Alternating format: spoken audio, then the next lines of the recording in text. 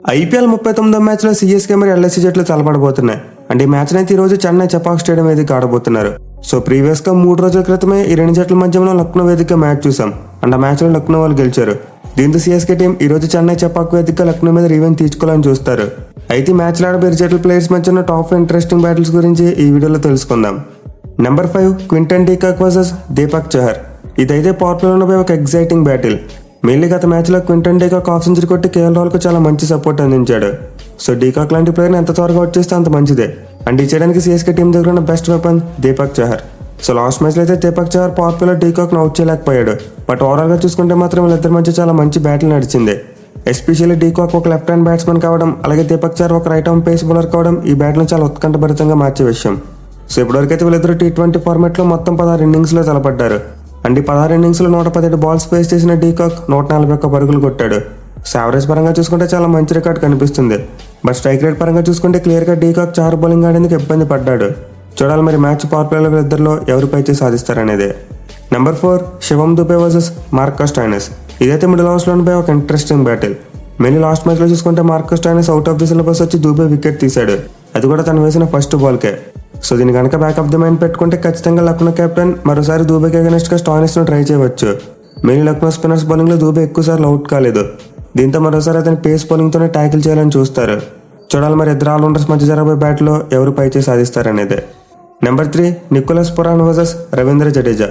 ఇదైతే ఒక match deciding battle అని చెప్పుకోవచ్చు. ఎందుకంటే చెన్నై చెపాక్ స్టేడియంలో జడేజా రూల్ నడుస్తుంది. అతని గ్రౌండ్లో బౌలింగ్ చేసినప్పుడు బాల్ అతను చెప్పినట్టు వింటుంది. సో డెఫినెట్లీ మ్యాచ్లో అయితే సిఎస్కే టీంకి జడేజా చాలా కీ బౌలర్ కాబోతున్నాడు. బట్ అపోనెంట్ టీంలోని నికోలస్ పురాన్కి అతని మీద అద్భుతమైన రికార్డు ఉంది. వీళ్ళిద్దరు తలప 7 ఇన్నింగ్స్లో 31 బాల్స్ ఆడితే ఏకంగా 51 పరుగులు చేశాడు. అండ్ ఆల్సో ఒక్కసారి మాత్రమే జడేజా బౌలింగ్ అవుట్ అయ్యాడు. సో యావరేజ్ పరంగా చూసుకున్న, స్ట్రైక్ రేట్ పరంగా చూసుకున్న పురాన్కు జడేజా మీద అద్భుతమైన రికార్డు ఉంది.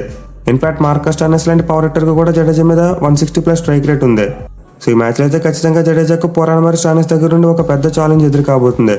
చూడాలి మరి వీళ్ళిద్దరు థ్రెట్ను అతను ఎలా కౌంటర్ చేస్తాడనేది. Number 2 Ajinkya Rahane versus Krunal Pandya. ఇదైతే పవర్ ప్లేలో ఉండిపోయి మరి interesting battle.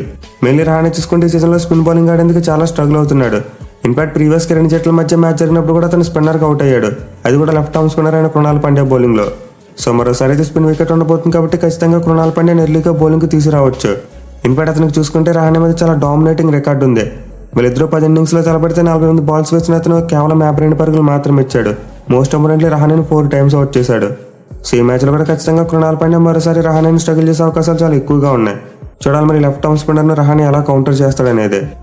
Number 1 KL Rahul versus Matheesha Pathirana. ఇదైతే ఒక మ్యాచ్ డిసైడింగ్ బ్యాటిల్.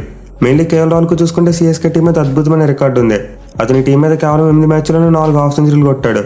అలాగే లాస్ట్ మ్యాచ్లో చూసుకున్న అతను ఒక మ్యాచ్ విన్నింగ్ నాక్ ఆడాడు. సో కేఎల్ రాహుల్ అయితే సిఎస్కే టీం కన్నా బిగ్గెస్ట్ హెడేక్. ఇన్ఫాక్ట్ అతని మీద సిఎస్కే బౌలర్స్ ఎవరికి కూడా మంచి రికార్డు లేదు. మెయిన్లీ పవర్ ప్లేలో బౌలింగ్ చేసే వాళ్ళు ఎవరు కూడా అతను ఒక్కసారి కూడా అవుట్ చేయలేదు. బట్ ఏమో లాస్ట్ మ్యాచ్లో చూసుకుంటే పతిరానా రాహుల్ కొంతవరకు స్ట్రగుల్ చేశాడు. ఎదురు తలపట్ట ఒక్క ఇన్నింగ్స్లో 11 బంతులు వేసి 13 పరుగులు మాత్రం ఇచ్చాడు.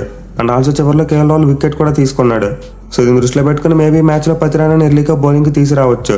అండ్ అదే కనుక జరిగితే వీళ్ళిద్దరి మధ్య మనం ఒక టాప్ మ్యాచ్ బ్యాటిల్ చూసే అవకాశాలు ఉన్నాయి. ఇక వీటితో పాటు సిఎస్కే కెప్టెన్ రుతురాజ్ గైక్వాడ్ మరి యష్ ఠాకూర్కి మధ్య ఒక మంచి బ్యాటిల్ చూడొచ్చు. అలాగే డెత్ ఓవర్స్లో కనుక ధోని బ్యాటింగ్ వస్తే మోషన్ ఖాన్ మరి యష్ ఠాకూర్ ఎలా అవుతారనేది కూడా చాలా ఇంట్రెస్టింగ్ ఉండబోతుంది.